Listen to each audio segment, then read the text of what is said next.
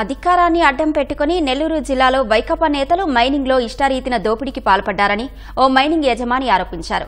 అన్ని అనుమతులు ఉన్నా తన భూముల్ని లాగేసుకుని మైనింగ్ చేసి వేల కోట్ల క్వార్ట్స్ను విదేశాలకు తరలించారని నెల్లూరు సిఐడి డీఎస్పీకి ఫిర్యాదు చేశారు.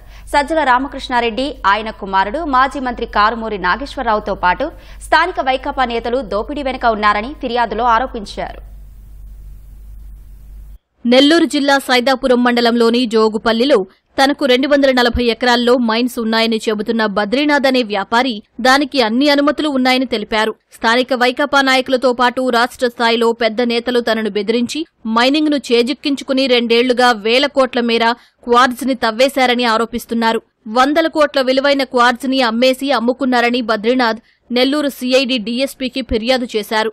అక్రమాలకు సంబంధించిన సాక్ష్యాలను అందజేశారు. బిరుదోలు శ్రీకాంత్ రెడ్డి, కొడవలూరు ధనుంజయ రెడ్డి, డిఆర్ ఉత్తమ్ హోటల్ యజమాని ఈయన, సజ్జల భార్గవ్, సజ్జల రామకృష్ణారెడ్డి, కారుమూరి నాగేశ్వరరావు, వైసీపీ ప్రభుత్వం పౌర సరఫరాల శాఖ మంత్రి, వాళ్ళ అల్లుడు సందీప్, వీళ్ళందరూ సిండికేట్ గా మారి మా పొలాల్లో మీద కన్నేసి వాళ్ళు 550 నుంచి 800 కోట్ల రూపాయల డబ్బుల్ని దోపిడీ చేశారన్న. 1,50,000 టన్నులు రాయిని అట్టే తీసుకెళ్లిపోయారన్న, విదేశాలకు తరలిచ్చారన్న. చెన్నై హార్బర్ లో చూడండి, వీళ్ళు ఎక్కడ ఉదయగిరి నుంచి తెలంగాణ నుంచి పర్మిట్లు తెచ్చారన్న, అక్కడ నుంచి పర్మిట్లు తెచ్చి ఇక్కడ ఎత్తారన్న.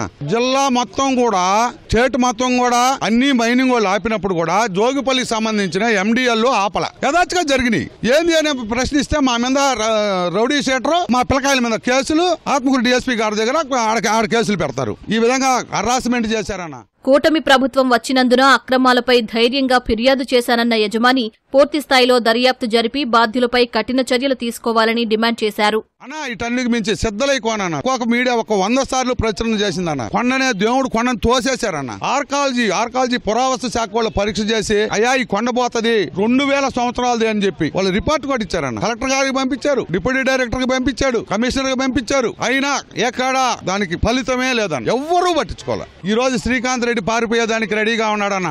ఈ విచారణ పూర్తయిన దాకా ఆయన పోనీయకుండా ఇక్కడే ఆ పాస్పోర్ట్ ని సీజ్ చేయాలి, వీటన్నిటి మీద ఎంక్వైరీ చేయాలి. ఈ ఎంక్వైరీ చేసి మాకు న్యాయం చేయాలన్న.